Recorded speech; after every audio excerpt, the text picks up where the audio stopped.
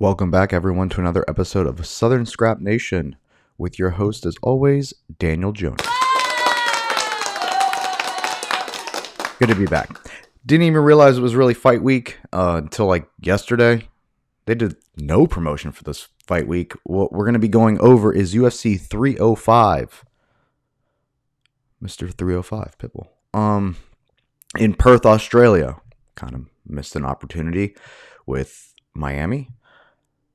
It's Saturday, August 17th at the RAC Arena. It is 10:43 a.m. here in Charlotte, North Carolina, and we'll be going over the whole card today, along with, which is Dricus du Plessis versus Israel Adesanya for the middleweight championship. Fight long time in the making. And then we're going to get in, and we'll go through the whole card. Nothing really going on right now.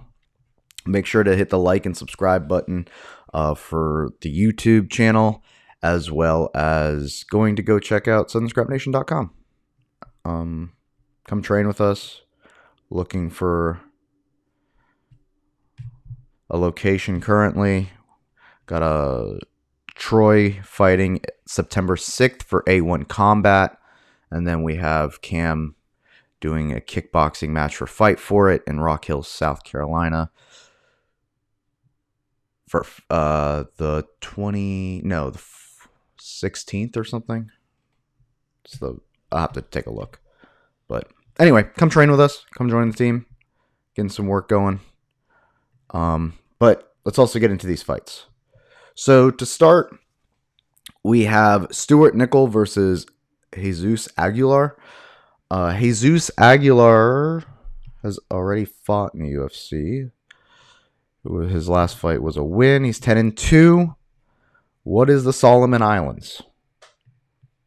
Or what are the Solomon Islands? That's a better question.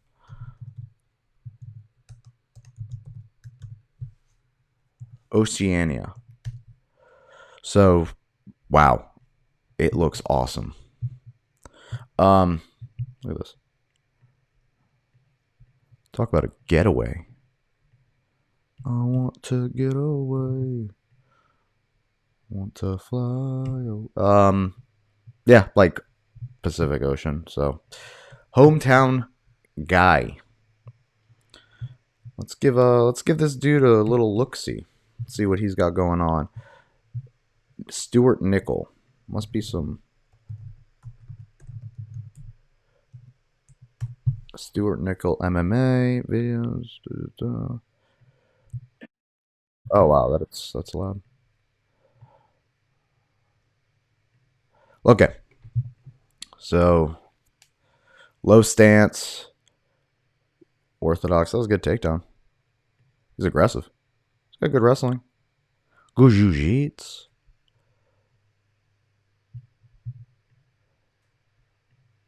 He kind of just like steamrolled this guy though. He got a inverted triangle. Look at this. Wow, good for him. Seems like definitely the favorite. This is giving me very much Brazil card kind of vibes, where they give all the hometown crowd people more of a chance to win. Jesus Aguilar, I mean, 10-2 isn't bad, but he's 5'4". He's 145. What is this, 135 pounds? Just kind of seems like he was brought in, you know? So I'm going to go with the debuting Stuart Nickel in his hometown. Well, not hometown, but close enough. Over Jesus Aguilar.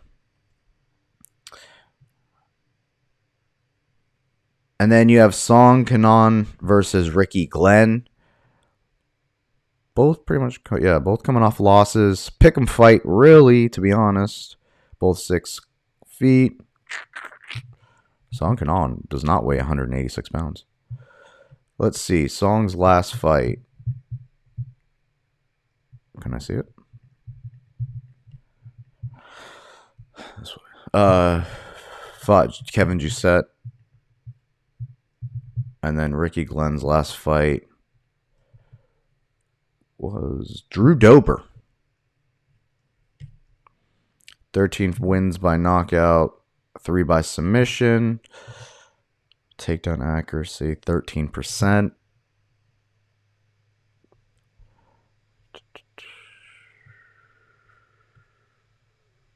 Takedown defense, 68. Average fight time, 10 minutes. This is at welterweight? Oh, Song Kanan. If this is at welterweight, this must be like a last-minute replacement. I'm going to go Song Kanan on this fight. Ricky Glenn's pretty sure a lightweight. So, yeah. Yeah, I'm going to go Song on this. Just based off of the fact one's going up a weight class. I mean, it's really coming down to that. Not really impressed either way. And then you have Alex Reyes, Dominic Reyes' brother, versus Tom Nolan. Talk about, once again, that Brazil vibe. I mean, minus 1,200, plus 750. I'm not going to go against Tom Nolan at home. Seems wild. Last win, 7-1, 6-3. I mean, I don't know where Alex Reyes is going to find success. He's also a striker, tall, rangy striker. So, and I'm pretty sure the last time he fought, Reese Campbell, 2023. It's been like a year. Tom Nolan hungry, wants it. Alex Reyes still fighting because I have no idea. He only fights once a year. Doesn't seem like he wants to fight. Tom Nolan definitely wants to fight. Also 6'3" at 155. Match him up with Jalen Turner. All right. Getting to the actual prelims. Those are the early prelims. Nothing wrong with the early prelims, but for this card, for 305, it's bad. This card is bad. It is like the Brazil card. It's a lot of local stars, but not a lot of casual MMA stars. So regardless of where people are in the world, you want stars on your card that pander to the casual MMA fan. I know the company probably wants to build stardom in each country, which is great. But at least put the local stars against somebody with, Jack Jenkins versus Herbert Burns. That's what I'm getting at. Herbert Burns, nothing wrong with Herbert Burns, but is he the featherweight guy you want to put Jack Jenkins against at home? It could be, I think it's a little bit too soon, but Edson Barbosa, like someone with a name. And obviously the bigger the name, the higher they are, and the closer you get to people in the ranks. But then stack the card that way with people trying to get into the rankings rather than a guy that should fight on like a fight night. These cards should be massive. Every one. 305, 306, 307, 308.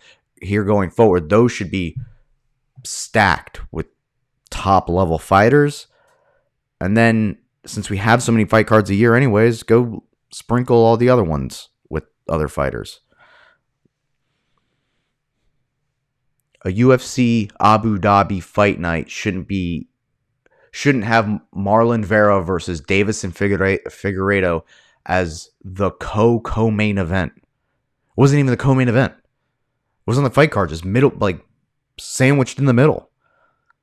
That should be on this card. That kind of thing.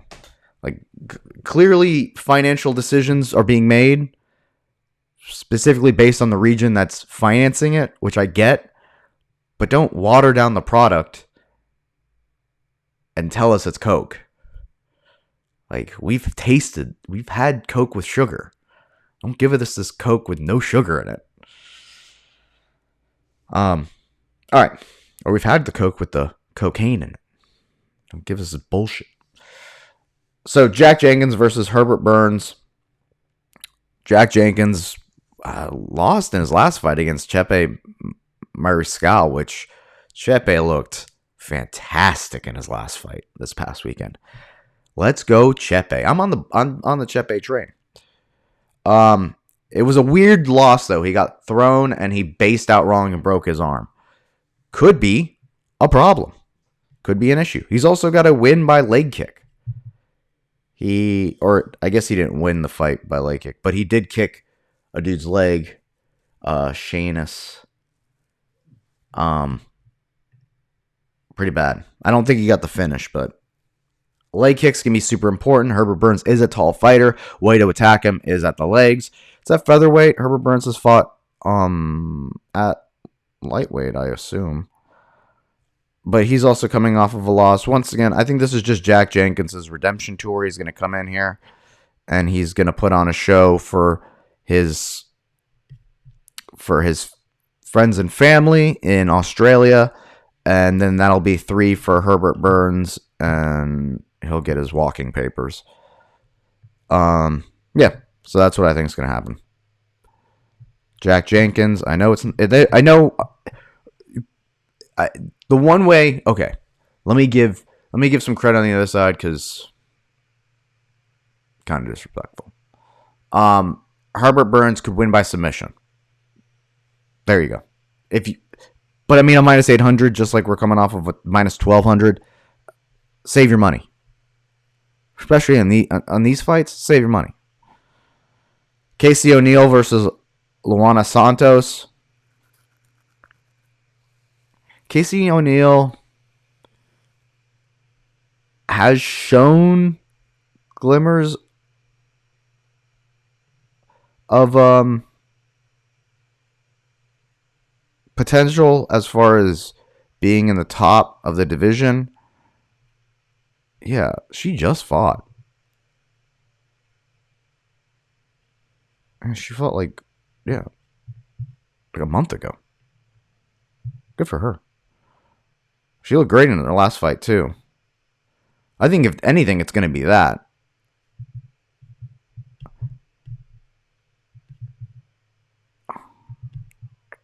Wow, she's losing to... Make it 3 Brazilians in a row. I'm going Luana Santos for this fight. She fought really recently, and Casey O'Neill, not to take away from Silva, who she just fought. No, it's not even Poliana. It's Lipsky, I think. Queen of Violence. Not taking anything away from her, but you're losing. If you're losing to her, you're losing to Maya, which Maya was a contender at one point. I know it's probably like coming back to reinvent yourself, but I think make it 3 Brazilians in a row. I'm going to give it to the girl that's been way more active and dominantly active. She's on a 3-fight winning streak. All right, so Josh Cubal versus Ricardo Ramos. I like Ricardo Ramos, man. I like Ricardo Ramos. His last loss was to Arosa. Ooh. He's on a 2-fight losing skid. I mean, yeah, he fought Leon Murphy. He fought some hitters. Look at this. Look at that. I mean, spinning back elbow for the Zahabi fight. I mean, he lost to Arosa and Jourdain. Not super thrilled on that. But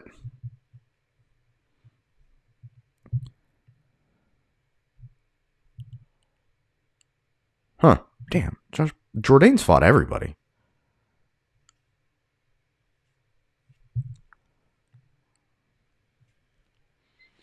I'm going to go with the underdog with this one. I'm going to go Ramos. If it's a striking matchup, I like Ramos. He's slick. He's going to go leg kicks on the taller guy, of course. And yeah, I'm just going to go Ramos on this one. I just have a feeling I think his striking is just going to be a little bit more slick, and he's going to have more tools even in his striking than Josh, who I'm pretty sure just mostly uses his hands.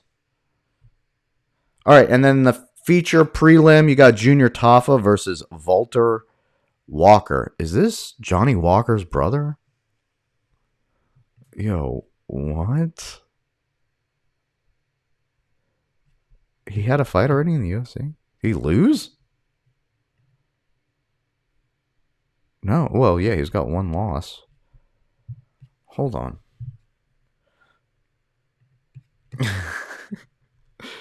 I hope this is the first time I'm hearing about this dude. I hope I haven't seen him fight. I love this. They have Walter Walker, and then it's a picture of Cyril Gahn.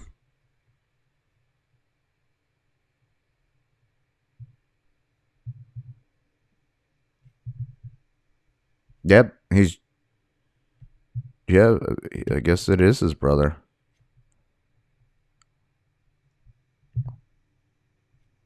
Yeah. Half brothers. All right, let's see. Hold on, videos.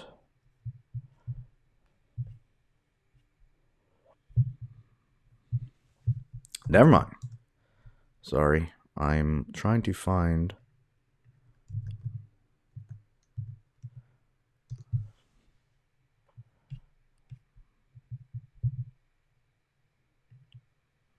I don't think you guys can watch this. Oh.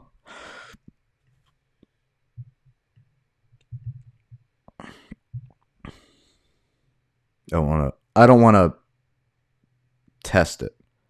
Okay, he grapples. All right. He did overhand, ran the double on Lucas Brzeski, and then took his back.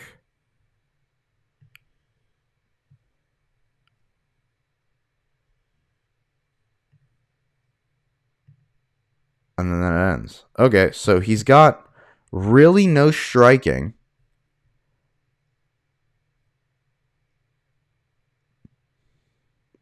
Lucas Brzeski beat, okay, Walter Walker. Okay, that's a nice little trip down the Walker family. He's got no hands, but he's got wrestling. Junior Tafa ain't the best wrestler.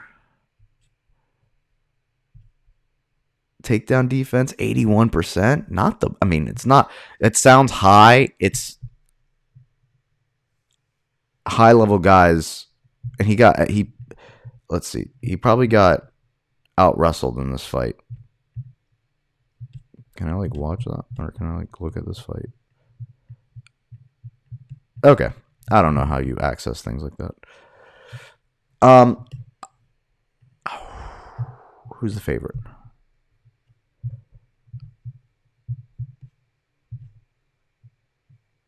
Justin Tafa.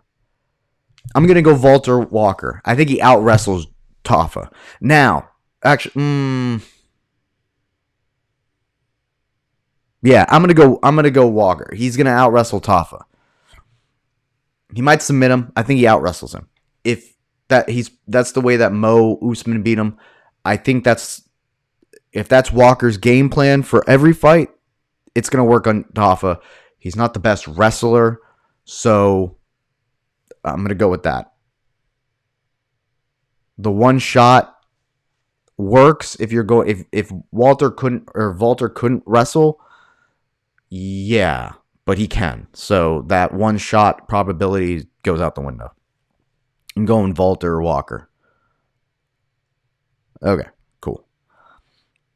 All right, in the main card, you have Li Jingliang versus Carlos Pratas. This is when was the last time we saw Lee versus Rodriguez?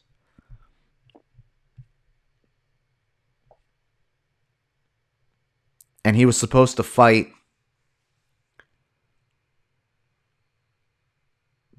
Tony Ferguson, I think. He was supposed to fight someone on that card, and then it got switched all around because of the Hamzat, da-da-da-da-da. Then he got... No, he was supposed to fight Kevin Holland, and then it got switched.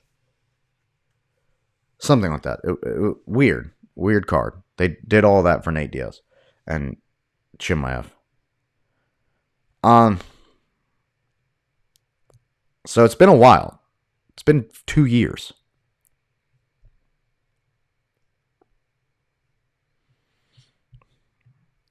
Not my favorite, with the fact that Carlos Freitas is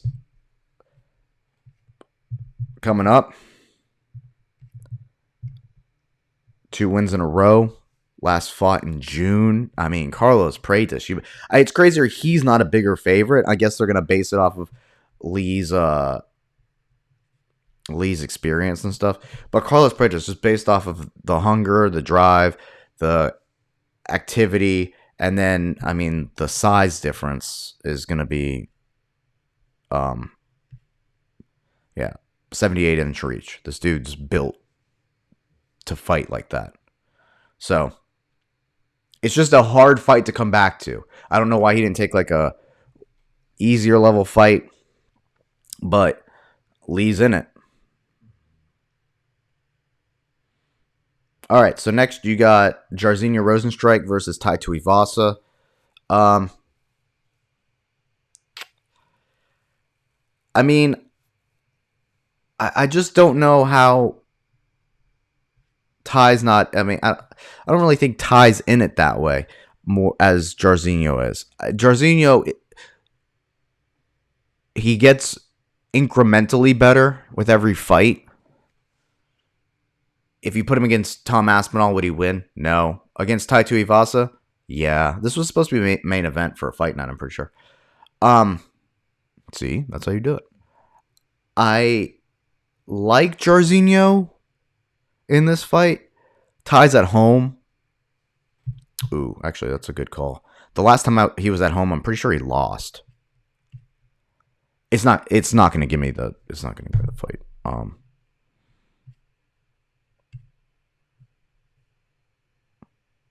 It's not a 4-fight losing streak.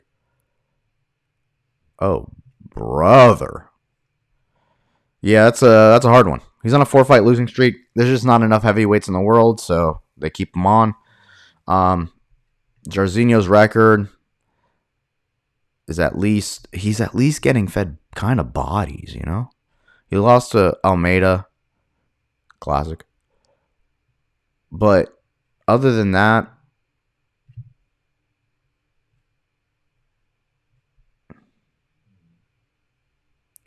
yeah, the people that he has trouble with are just way better.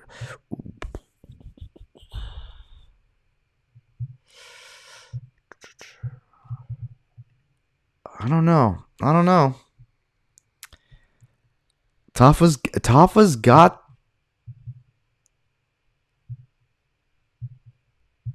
I'm going to go Ty. You know why? Because he's actually got more striking tools than most of the people that Jairzinho's beaten. And then when you get into people with more striking tools or X factors like Ngannou's power, he typically loses those fights. Like Gane, Volkov, like these guys are just really good at utilizing their striking kit. It's not like they took him down or anything like that.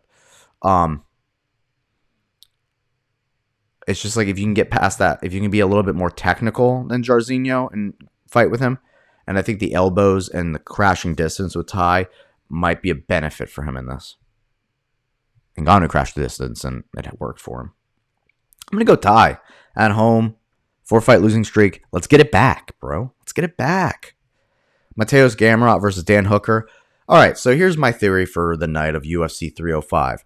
Either we see City Kickboxing go three-peat, and then they're just obnoxious for the next, I don't know how many months on social media, or every single one of them loses. And it doesn't silence the crowd because Steve Urseg's Australian. And it just kills the vibe of the night. If there is one person to win out of the three of them, it's going to be Izzy.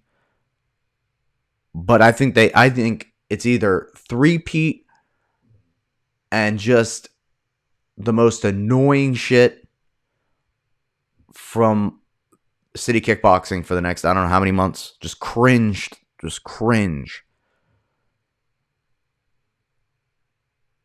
Or all three kills the vibe in the locker room, and then it's just, whoa, maybe not be a kickboxing gym if you guys are going to do MMA, you know? Just saying. All right, Mateusz Gamrot versus Dan Hooker.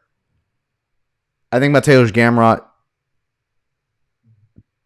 does what he does and wrestles the fuck out of Dan Hooker until Dan Hooker leaves his arm out and Mateusz Gamrot takes it. It's going to be exactly like the Islam fight.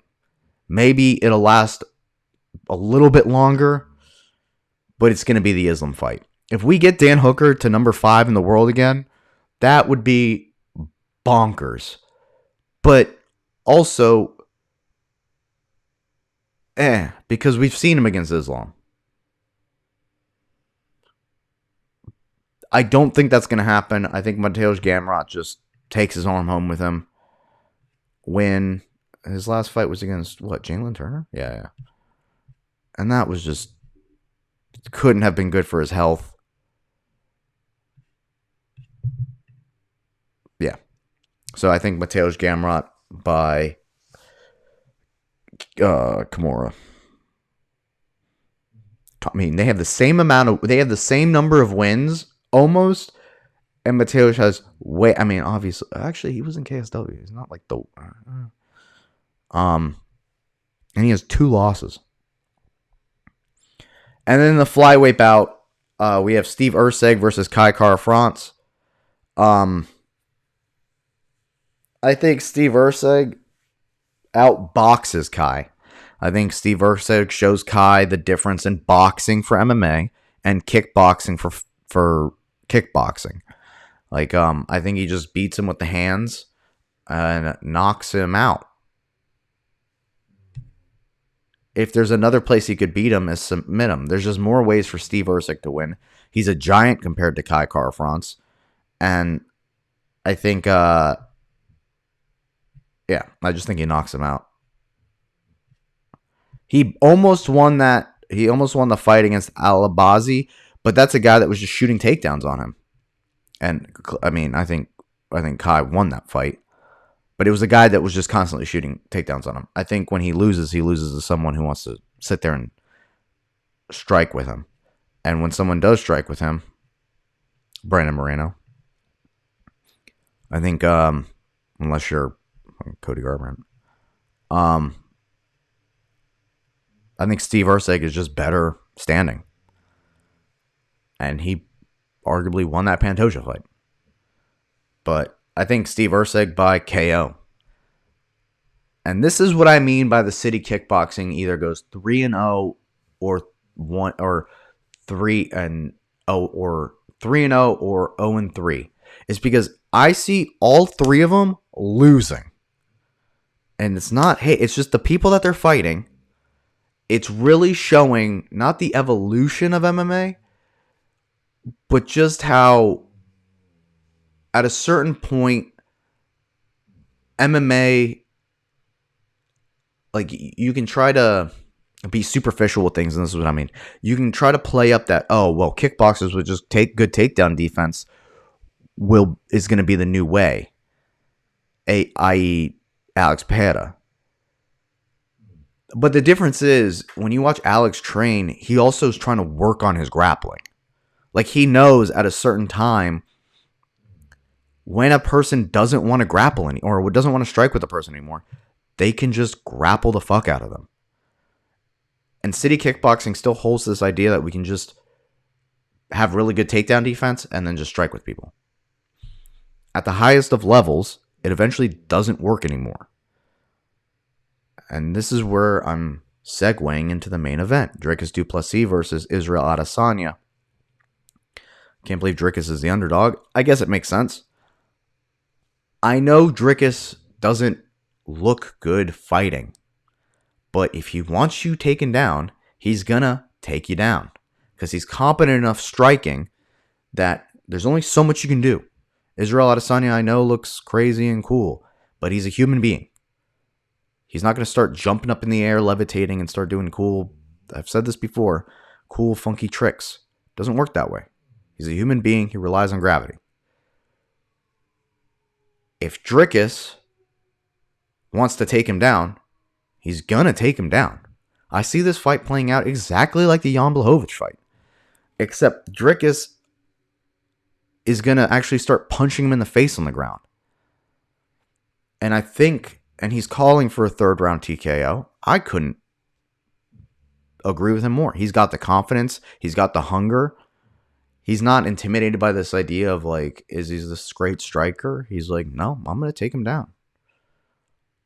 Like, he's not, I'm going to stand with the best striker in the world. Like some other people say in the MMA world, other MMA fighters that want to prove some shit for no reason. Dricus wants to win. And everyone's like, well, contender, is he scary? He's like 36. He's not the same guy anymore. And it's not, and his style kind of relies on being quick. And then when you start getting guys with constant forward pressure, take away the kicking range, and they implement grappling, but actually try to fight them with their hands, unlike Marvin Vettori, who just tried to spam grappling and whatever. Like the forward pressure, or and tried to fight on the back foot. Dricus is going to go forward. He's going to switch stances. He's going to level change. He's going to attack on the feet. And he's got power. He has way more tools than Izzy. And I've seen him use those tools. So I think it's 0-3 for City Kickboxing this weekend, and we'll go back through the fights, and I'll give you all my picks. Ooh. Once again, Stuart Nickel, hometown guy. Stuart Nickel, Song Kinon, Tom Nolan, Jack Jenkins, Luana Santos, Ricardo Ramos, Walter Walker, Carlos Preitis, Ty at home, Mateus Gamrot, Steve Urseg, and Dricus du Plessis. Once again, like and subscribe to the video. Please check out SouthernScrapNation.com. Southern Scrap Nation, come train with us here in Charlotte, North Carolina. Hope you guys enjoy the fights. I hope you guys enjoyed the video. Until next time, which... Hold on. Let me start doing this. Until next time, which is UFC Noche Riyadh season, September 14th. I've been your host, as always, Daniel Jonas, and until next time, peace.